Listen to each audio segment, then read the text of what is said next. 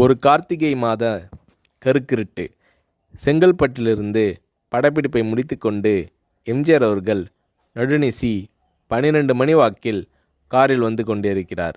கண் விழித்தவாறே தனது காரில் எம்ஜிஆர் அவர்கள் வந்து கொண்டிருந்த பொழுது வழியில் போலீஸ் உடையில் நின்ற ஒருவரை பார்க்கிறார்.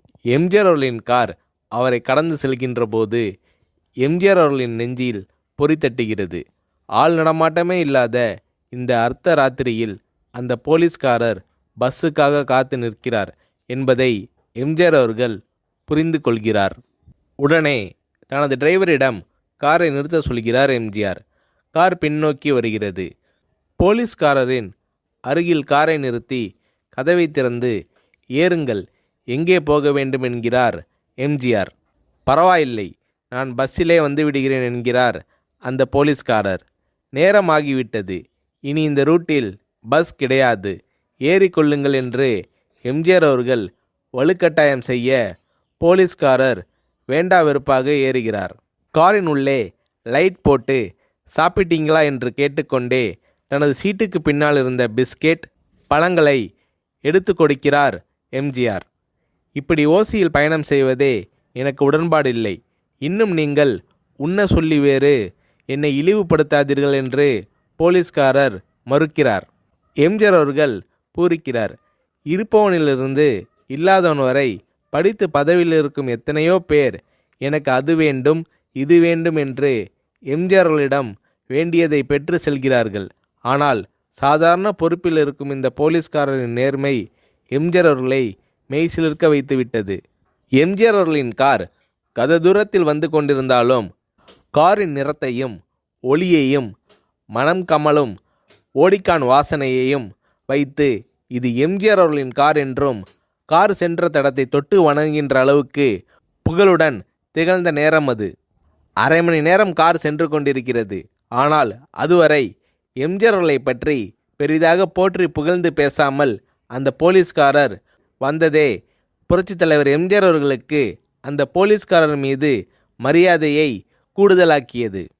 நான் தான் எம்ஜிஆர் என்கிறார் எம்ஜிஆர். கேள்விப்பட்டிருக்கிறேன் என்கிறார் அந்த போலீஸ்காரர்.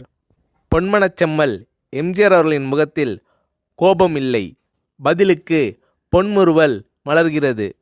என் படங்களை பார்த்து இருக்கிறீர்களா என்று கேட்கிறார் எம்ஜிஆர். நான் சினிமாவே பார்ப்பதில்லை என்கிறார் அந்த போலீஸ்காரர். புரட்சித் தலைவர் எம்ஜிஆர் அவர்கள் இன்னும் பிரமிக்கிறார்.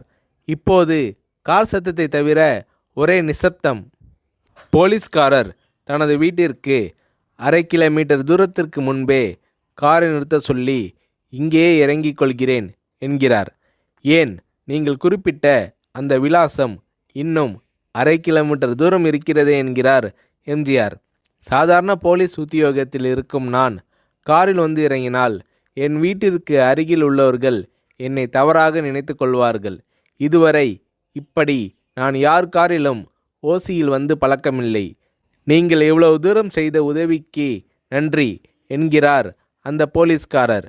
புரட்சித் தலைவர் எம்ஜிஆர் அவர்கள் அதற்கு மேல் எதுவும் பேசவில்லை. அவர் எந்த போலீஸ் ஸ்டேஷனில் பணிபுரிகிறார் என்பதை மட்டும் கேட்டு தெரிந்து கொண்டு கிளம்புகிறார். அடுத்த நாள் செங்கல்பட்டு போலீஸ் ஸ்டேஷனுக்கு ஃபோன் செய்து நான் எம்ஜிஆர் பேசுகிறேன் என்கிறார் எம்ஜிஆர். ஃபோனை எடுத்த டிஎஸ்பி உதறலோடும் உற்சாகத்தோடும் தலைவரே வணக்கம் என்கிறார். இரவு சந்தித்த போலீஸ்காரரை பற்றி விசாரிக்கிறார் எம்ஜிஆர். அந்த டிஎஸ்பி சொல்கிறார், நீங்கள் குறிப்பிடும் அவர் இன்று விடுப்பில் இருக்கிறார். அவர் கையூட்டு வாங்காதவர், கடமை தவறாதவர். காவல்துறையின் நேர்மைக்கு இவரே இலக்கணம். வெற்றிலை பாக்கு, பீடி, சிகரெட் போன்ற போதை வஸ்துக்கள், நாடகம், சினிமா போன்ற பொழுதுபோக்கு அம்சங்களையெல்லாம் இவர் அறியாதவர்.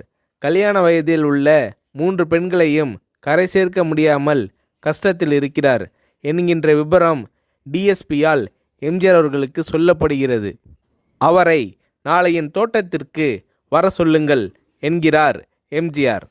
கேட்டுக்கொண்ட டிஎஸ்பி உங்களோடு ஃபோனில் ஆளுக்கு ஒரு வார்த்தை பேச இன்ஸ்பெக்டர், சப் இன்ஸ்பெக்டர் உட்பட எல்லோரும் ஆசைப்படுகிறார்கள்.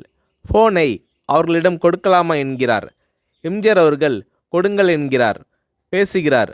அந்த போலீஸ் ஸ்டேஷனே புண்ணியம் பெற்றதாக மகிழ்ச்சி அடைகிறார்கள் அந்த போலீஸ்காரர்கள். மறுநாள் அந்த போலீஸ்காரர் ராமவரம் தோட்டத்திற்கு அழைத்து வரப்படுகிறார்.